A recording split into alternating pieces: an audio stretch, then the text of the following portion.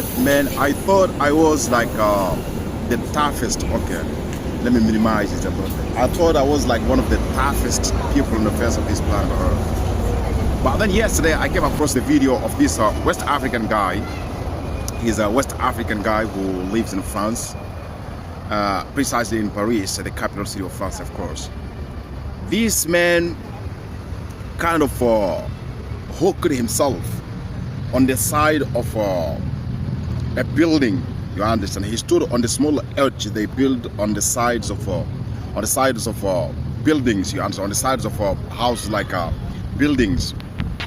This man stood there and saved, and single-handedly saved an entire family from the fire of a sixth floor apartment. A sixth floor apartment that caught fire.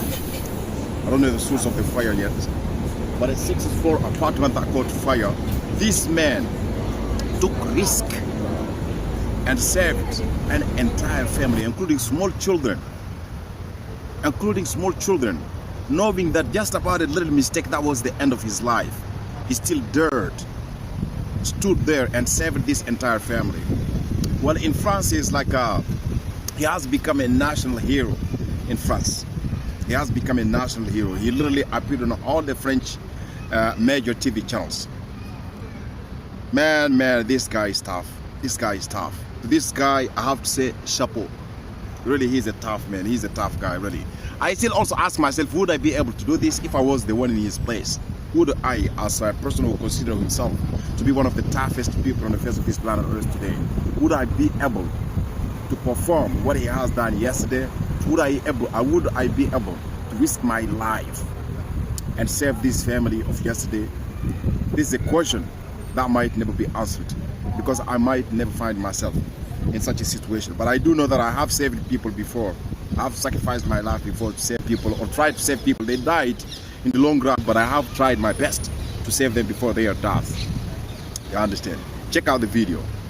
J'ai pas réfléchi, donc c'est l'instinct qui m'a poussé à faire ça, donc pour pouvoir les sauver au moins, parce que une simple erreur pouvait être fatale. Donc moi je pouvais me retrouver en bas et mort, voilà, sur le coup. Et d'autant plus que les bébés que je ressortais, ou bien les gens que je ressortais de par la fenêtre, ils pouvaient tomber, donc on pouvait tous tomber en même temps.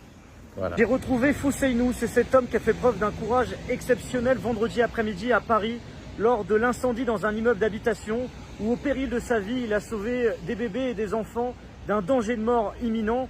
Je vous propose tout de suite d'écouter son témoignage pour Brut. Lorsque j'ai sauté, donc je ne savais pas si là où j'ai mis mes pieds, bon, pour me tenir, pour ne pas me retrouver moi aussi tombé.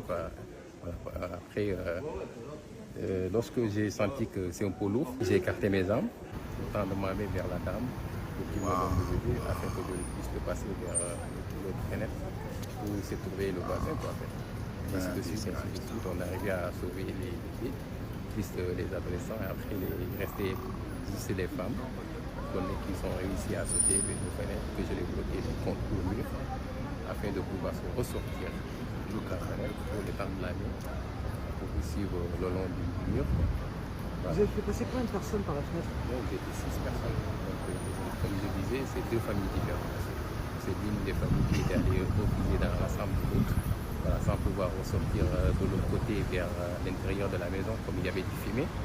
Voilà, là où ils étaient, parce qu'ils étaient en situation de désespoir, de désarroi. Voilà, comme ils n'avaient pas espoir de survivre, quoi. Donc c'est une question de... Voilà, parce qu'il y avait du monde ici qui regardait la scène et qui fumait, qui n'arrivait pas à donner... qui n'arrivait pas à venir à leur secours, quoi. Voilà, c'est par la suite que moi, j'ai pas réfléchi. Donc, c'est l'instinct qui m'a poussé à faire ça, donc pour pouvoir les sauver au moins, parce que une simple erreur pouvait être fatale. Donc, moi, je pouvais me retrouver en bas et mort, voilà, sur le coup. Et d'autant plus que les bébés que je ressortais, ou bien les gens que je ressortais de par la fenêtre, ils pouvaient tomber, donc on pouvait tous tomber en même temps. Voilà, après c'était pas réfléchi, quoi.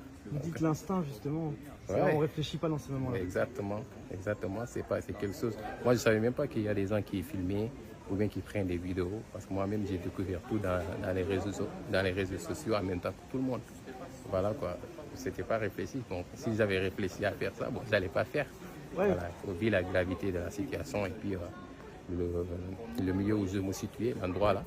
Après, c'était un peu grave quoi en fait. À ce moment-là, on se dit une chose, c'est on a envie de sauver la vie des gens, quoi. Exactement, c'est ça. Ouais.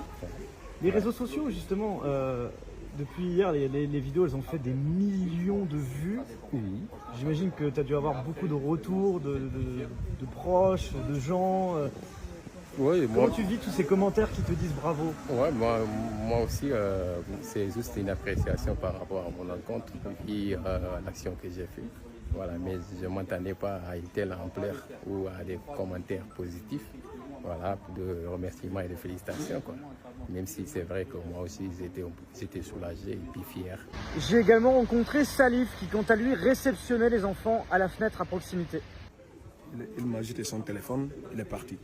Il a passé par la fenêtre, donc moi je suis dans la fenêtre pour réceptionner les enfants. On a pris les 4 gosses. Et ensemble, vous avez réussi à sauver toute une famille. Oui, on a sauvé 6 personnes, donc on est très content de sauver les gens, parce que si c'est nous, on a besoin de quelqu'un de sauver. Il y a beaucoup de messages sur les réseaux, justement. Tout le monde, au Sénégal, tout le monde m'appelle. Vous êtes des héros, mais tu sais, quand on est des musulmans, plus particulièrement des talibés de Serigne Touba. Donc c'est normal pour qu'on œuvre pour les gens, c'est très normal.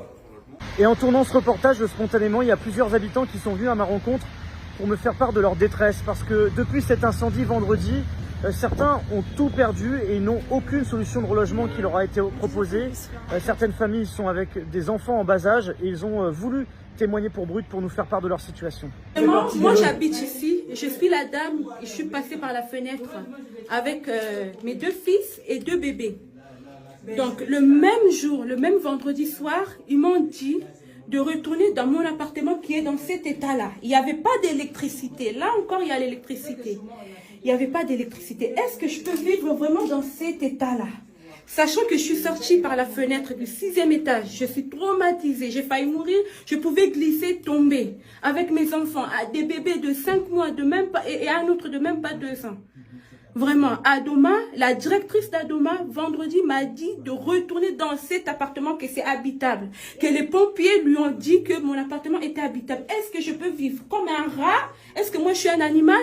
Je suis quand même un être humain, une maman qui est traumatisée. Je suis maman monoparentale, je suis seule avec mes enfants. Je galère ici avec mes enfants. Est-ce que je peux vraiment, après tout ce qui s'est passé, je suis traumatisée. Est-ce que je peux vraiment retourner dans cet appartement? Regardez vous-même. Vraiment, la salle de bain, les murs. L'appartement l'immeuble a pris feu vendredi. Et le même soir, à 23 h, ils nous ont permis de retourner dans nos appartements. Il n'y a aucune solution. Donc là, les logements, ils ont été condamnés. Là, Ouais. là c'est toi où tu habites ici. Ouais. Donc là, on a condamné la porte de ton logement, mais tu n'as pas de solution pour Il dormir n'y a pas ailleurs. aucune solution. Ok. Il n'y a pas aucune solution. Ouais. Il n'y a pas aucune solution parce que vous voir là, le jour où il a fait, ils ont dit je reviens ici dormir avec mes enfants. Le premier il a 4 ans, le deuxième il a 5 mois.